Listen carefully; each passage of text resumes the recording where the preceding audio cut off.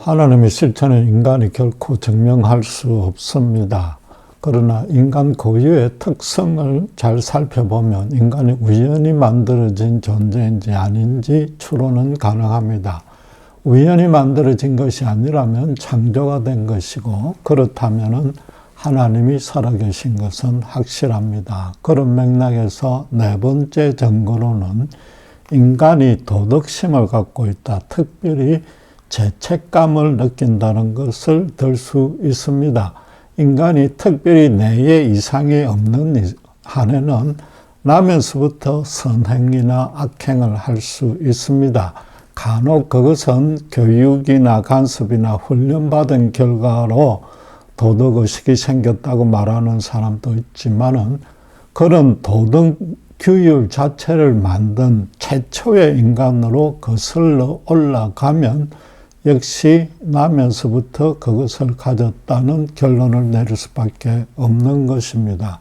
마침 이번 주 신문에 바다 코끼리의 군집 생활에 대한 기사가 났습니다. 최강 수컷 몇 마리가 전체 암컷을 다 거스린다는 겁니다. 일반적인 짐승 세계가 물론 다 그렇지만 그런 정도가 아주 심하다고 그럽니다. 오직 욕정에 눈이 어두워서 새끼를 낳아서 키우고 있는 암컷에게도 덤벼들어서 새끼들이 깔려 죽는 일들이 자주 일어난다고 합니다. 오직 강한 자만 번식하려는 적자 생존의 원리가 적용된 것입니다. 거기에는 성적 순결이란 찾아볼 수 없고 살인과 폭행을 예사로 행하는 것입니다. 그렇다면 지나가 옳은 것 아니냐라고 말하겠지만 결코 그렇지 아니한 것입니다. 인간의 경우 지금은 집집마다 자식을 한둘만 낳아서 사정이 다르지만 이전에 여러 명을 낳았을 때는 가장 먼저 형제끼리 사탕 하나 두고 싸우기 시작합니다. 마치 짐승처럼 생존 기술을 익히는 겁니다.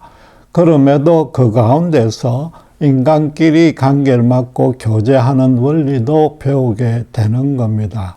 여기까지는 어쨌든 적자 생존의 진화와 비슷한 것 같습니다. 그러나 형제끼리 크게 싸운 후에는 스스로 부끄러워지고 부모가 야단치지도 아니하고 도덕 배우지도 아니했는데도 그러하며 스스로 두려워지고 무엇보다도 뭔가 자신이 더럽혀졌다는 인식이 생기는 겁니다.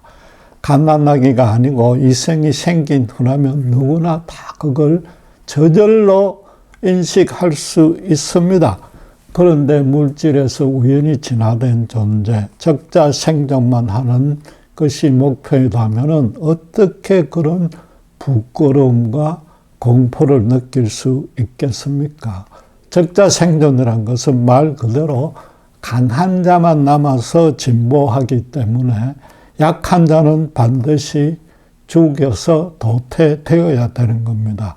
반면에 윤리 도덕이란 것은 강한 자가 약한 자를 위해서 양보하고 희생하는 것입니다.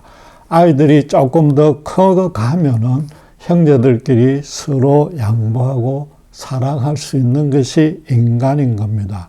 물질의 생명과 소망과 영혼이 포함될 수도 없지만은 이런 윤리의식은 더더욱 저절로 절대 생길 리는 없는 것입니다. 인간은 또 동물과 달리 직립해서 활동하는 유일한 피조물입니다. 결코 네 발 가진 원숭이에서 점점 진화되어서 일어선 것이 아닌 겁니다. 처음부터 두 발은 땅에 디디고 두 손은 하늘로 향해 펼칠 수 있는 것이 인간인 겁니다.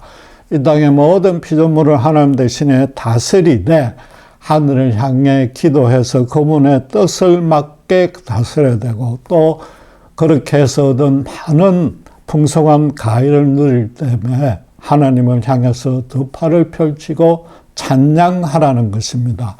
이것은 하나님만에게 특별한 은혜와 계획을 주셔서 창조하신 결과이고, 또 그렇기 때문에 인간만이 선행과 악행을 같이 하면서 죄책감도 느끼는 겁니다. 그것이 바로 하나님이 실존하다는 증거입니다. 흥미로운 사실을 하나만 말씀드리면은 나치 제국은 가장 우월한 민족인 게르만이 전 세계를 다스려야 되고 유대인 같은 열등한 인종은 말살시켜야 된다고 했습니다.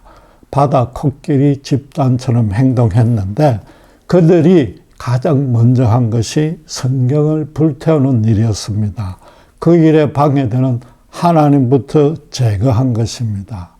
제가 드리는 이 말씀이 또한 하나님이 살아계시다는 확실한 증거는 아닙니다. 그러나 하나님과 예수를 모르는 분들은 정말 한번 진지하게 생각해 보시기 바랍니다. 하나님을 부인하고 이 땅이 전부며 그래서 자기 출세와 형통만을 목표로 산다는 사람은 하나님을 부인하고 진화를 믿는 것이고 그렇다면 여전히 땅만 향해서 네 발로 기어가고 있는 셈인 것입니다.